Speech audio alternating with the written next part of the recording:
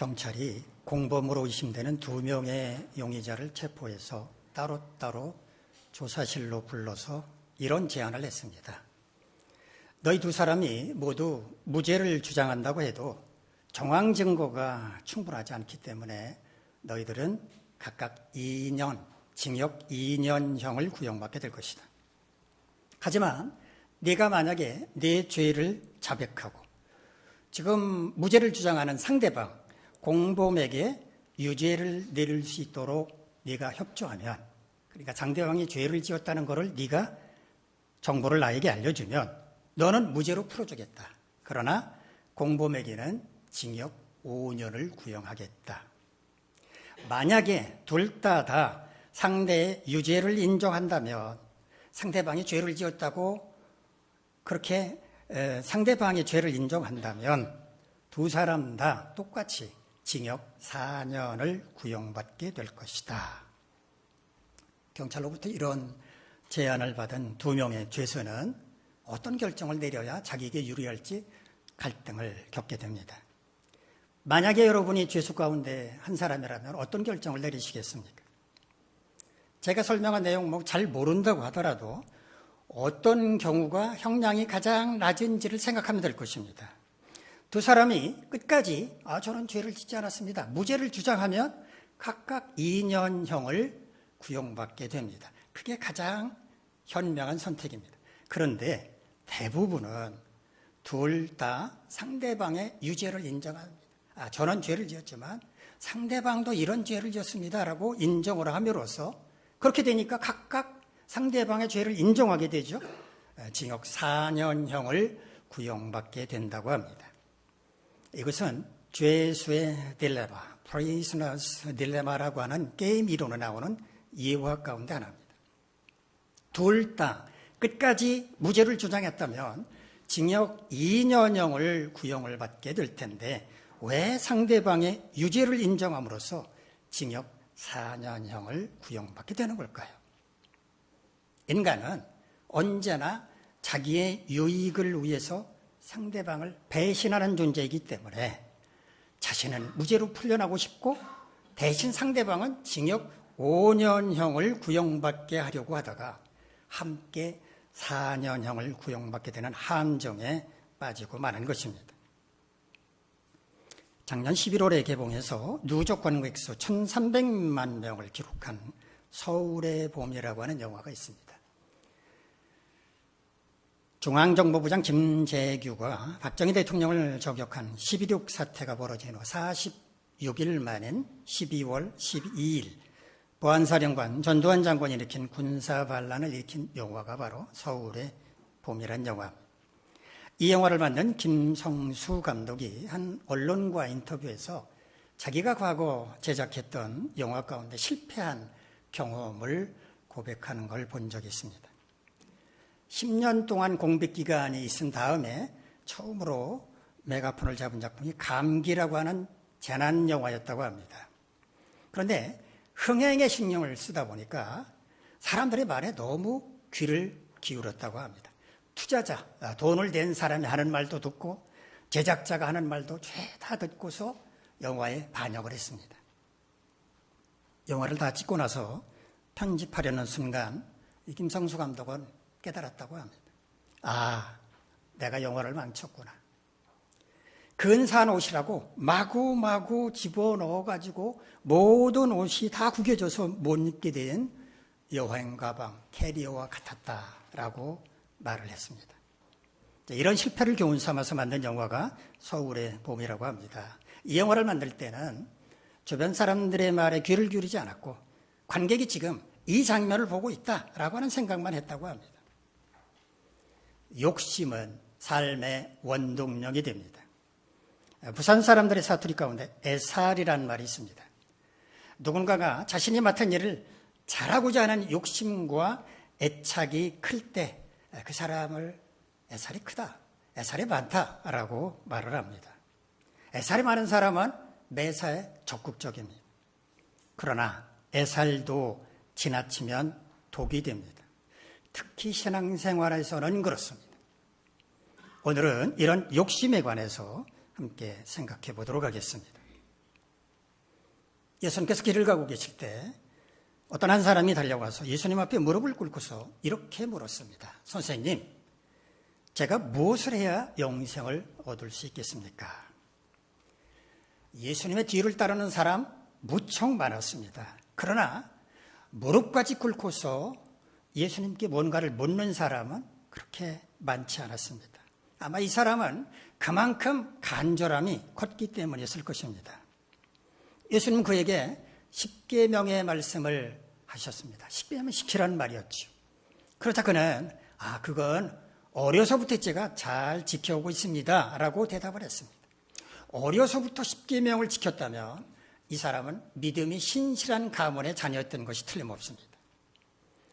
예수님은 그를 주목하여 바라보시면서 그를 사랑하는 마음으로 이렇게 말씀을 하십니다. 너에게 한 가지 부족한 것이 있는데 네가 가진 모든 걸 팔아 가난한 자들에게 나눠주어라. 그러면 하늘에서 너에게 보화가 있을 것이다. 그리고 와서 나를 따르라. 그런데 그가 예수님의 말씀을 듣고 자리에서 일어나서 네, 그렇게 하겠습니다 라고는 대답도 하지 않은 채 슬픈 기색을 띠고 근심하며 돌아갔습니다. 그는 가진 재물이 많은 사람이었기 때문입니다. 가진 것을 다 팔아서 가난한 사람들에게 주라고 말씀을 하시니까 그로서는 그렇게 하기가 어려웠기 때문이었습니다. 오늘 본문은 이 부자가 돌아가고 난 다음 예수님과 제자들이 나눈 대화를 소개하는 내용입니다.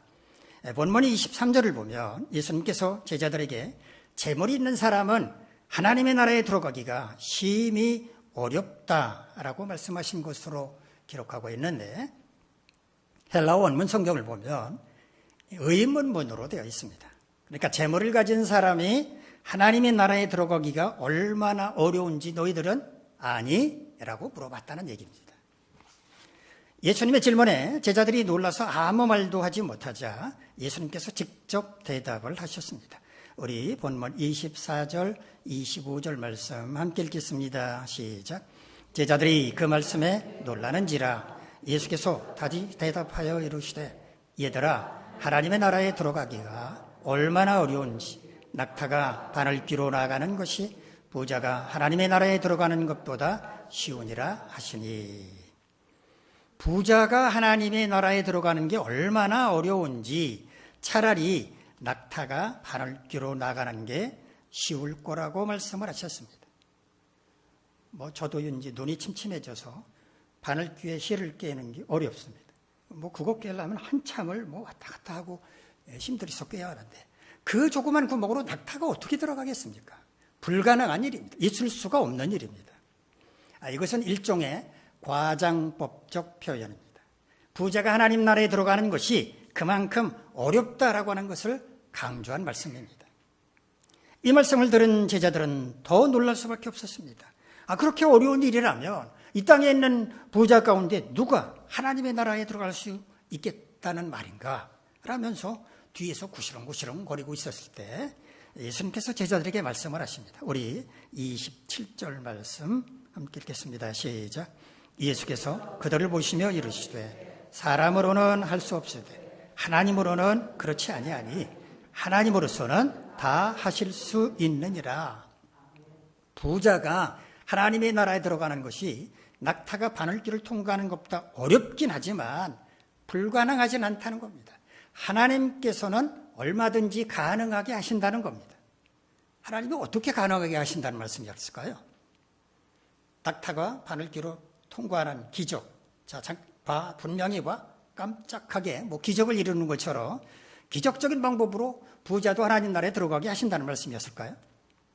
그게 아니라 부자가 재물에 대한 욕심 때문에 하나님 나라에 들어가지 못하게 하는 게 아니라 재물을 포기하게 하심으로써 하나님 나라에 들어가게 하신다라는 그런 의미였습니다. 이때 베드로가 나서서 예수님께 이렇게 말합니다. 주님, 우리는 모든 것을 버리고 주님을 따랐습니다. 갈릴리 호수에서 물고기를 잡던 베드로, 야고보, 요한 이 세 제자는 정말 다 모든 것을 버렸습니다. 배도, 그물도, 부모도, 집도 다 버리고 예수님을 따랐습니다. 베드로의 말을 들으신 예수님은 이렇게 말씀을 하셨습니다. 우리 본문 29절에서 31절까지 말씀 화면을 보면서 함께 읽겠습니다. 시작. 예수께서 이르시되 내가 진실로 너희에게 이르노니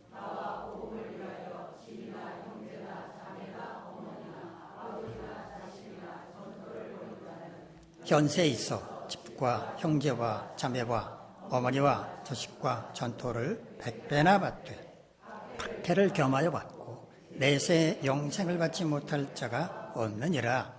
그러나 먼저 된 자로서 나중되고 나중된 자로서 먼저 될 자가 많으니라. 모든 것을 버리고 주님을 따랐다는 베드로의 말에 화답하는 차원에서 예수님께서 말씀하신 겁니다.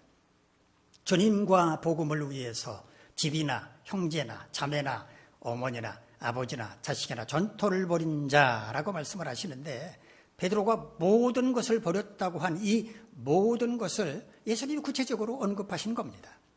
이처럼 모든 걸 버리고 주님을 따르는 자들은 어떻게 되는가? 이 땅에서 버린 것보다 100배나 더 받을 것이라고 말씀합니다. 버렸는데 100배나 더 받는다는 게 얼마나 역설적입니까?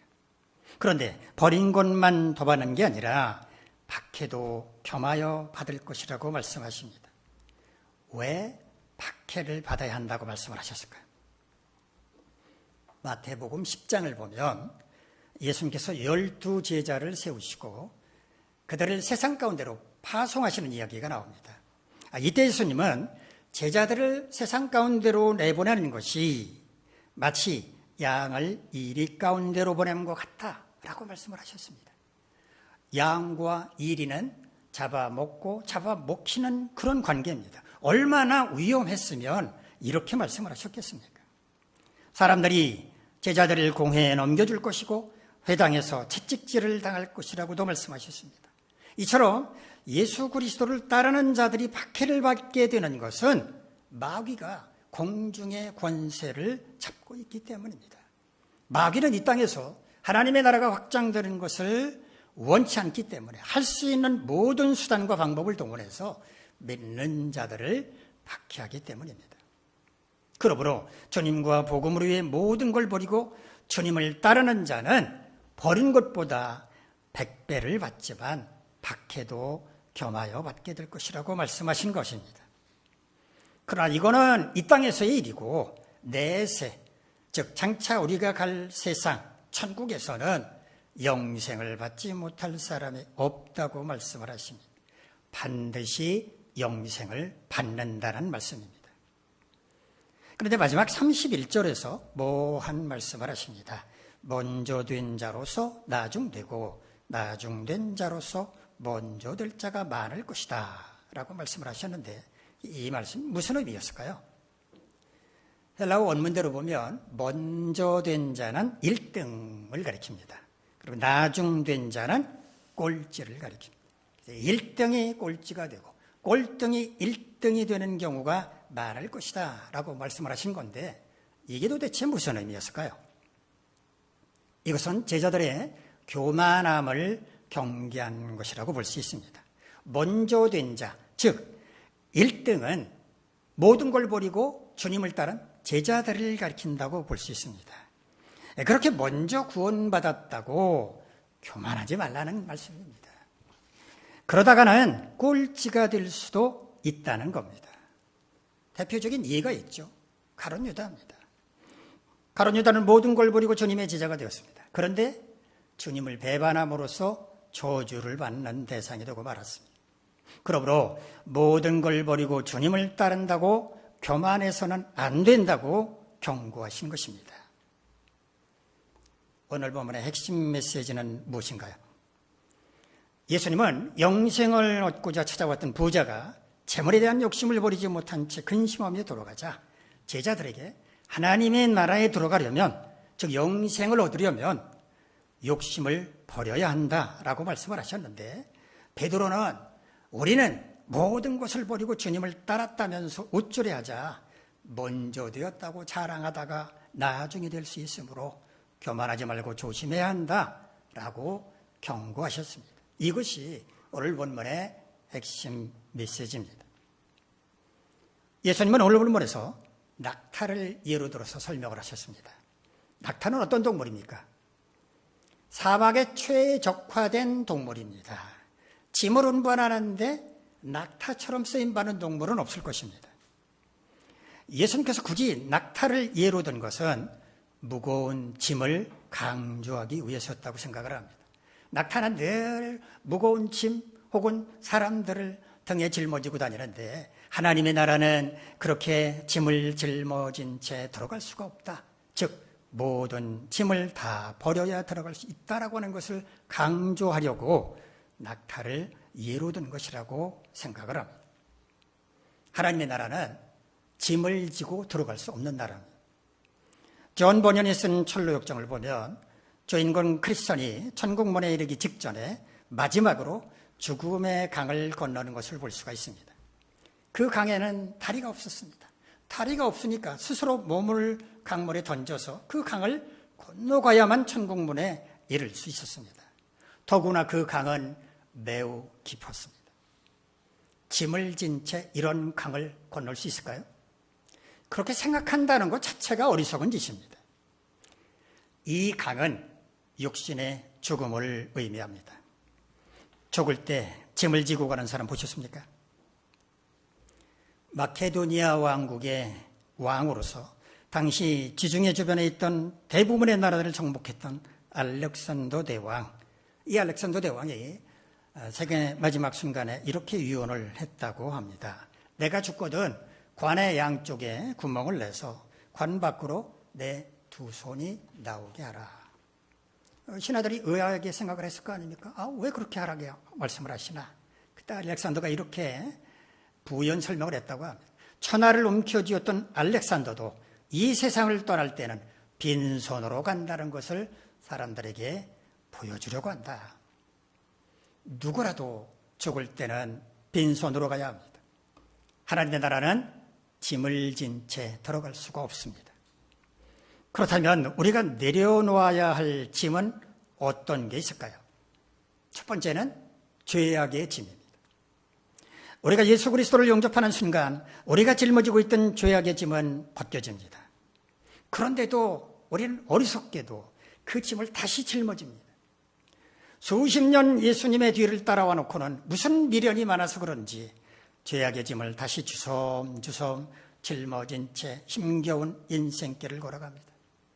수고하고 무거운 짐진 자들아 다 내게로 오라고, 내가 쉬게 하겠다고, 내 멍에를 메고 내게 배우라고, 그러면 마음이 쉼을 얻으리니 내 멍에는 쉽고 내 짐은 가볍기 때문이다라고 주님은 말씀하시지만, 미련하고 어리석은 우리는 스스로 무거운 짐을 짊어진 채 그게 자기 십자가라고 착각하면서 힘겹게 살아갑니다.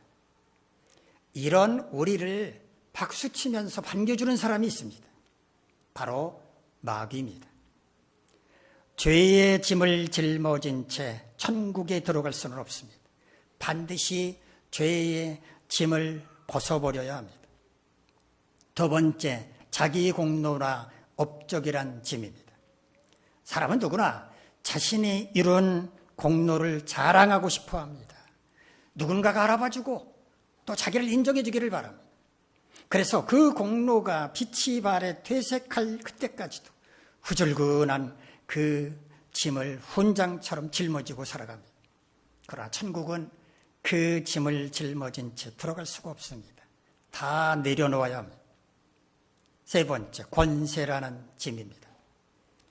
권불10년이라는 말이 있습니다. 아무리 무소불위를 자랑하는 권력을 가졌다고 할지라도 10년을 넘기기 어렵다. 즉 권력은 무상하다, 덧없다라는 뜻입니다. 하지만 인간은 과거 자신이 누렸던 권세라고 하는 짐을 죽는 그 순간까지도 내려놓지 못합니다. 심지어 천국까지 그 짐을 지고 가려고 합니다. 그러나 그럴 수는 없습니다. 그것도 다 내려놓아야 합니다. 네 번째, 재물이란 짐입니다. 앞에 언급한 여러 가지 짐들은 큰맘 먹으면 얼마든지 버릴 수 있습니다. 그러나 재물이라고 하는 짐은 정말 버리기가 어렵습니다. 예수님 앞에서 무릎을 꿇고 영생을 얻고자 했던 부자도 결국 재물이라고 하는 짐을 버리지 못해서 영생을 포기하고 돌아가고 말았습니다. 참된 주님의 제자라면 재물이란 짐을 내려놓아야 합니다. 재물보다 주님을 더 사랑할 수 있어야 합니다.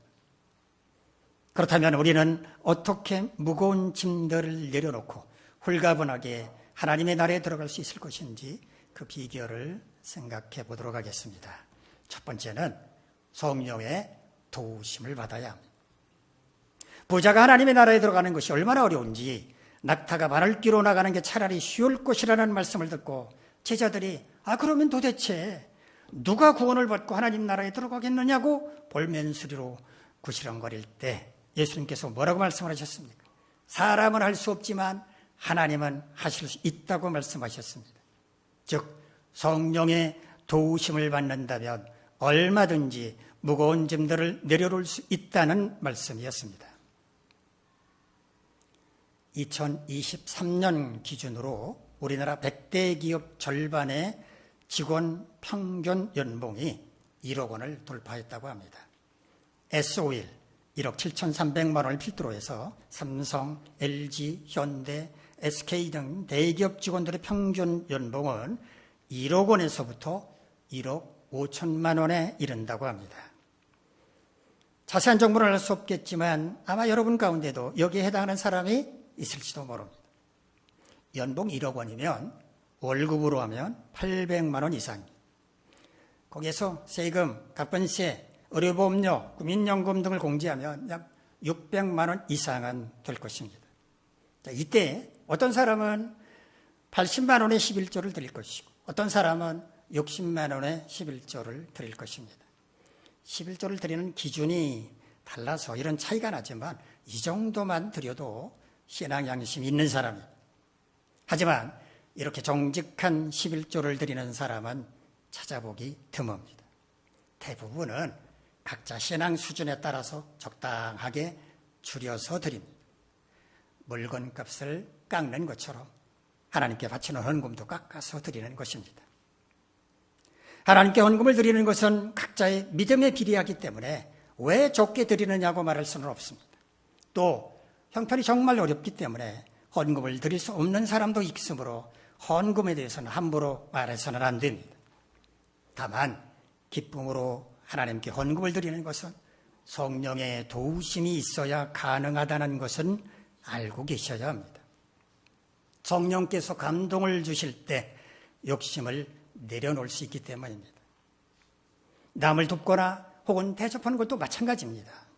성령께서 은혜를 부어주시지 않으면 움켜쥐려고만 할 뿐 남을 돕거나 대접하는 일에 인색할 수밖에 없습니다.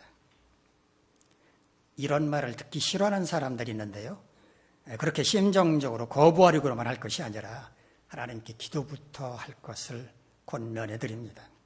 자신의 인색감이 정말 형편이 안 되기 때문인지 아니면 욕심 때문인지 자기 내면을 들여다보라는 말입니다. 여러 가지 무거운 짐들을 내려놓는 것도 우리 자신의 의지만으로는 불가능합니다. 성령께서 도우심을 줄 때 가능합니다.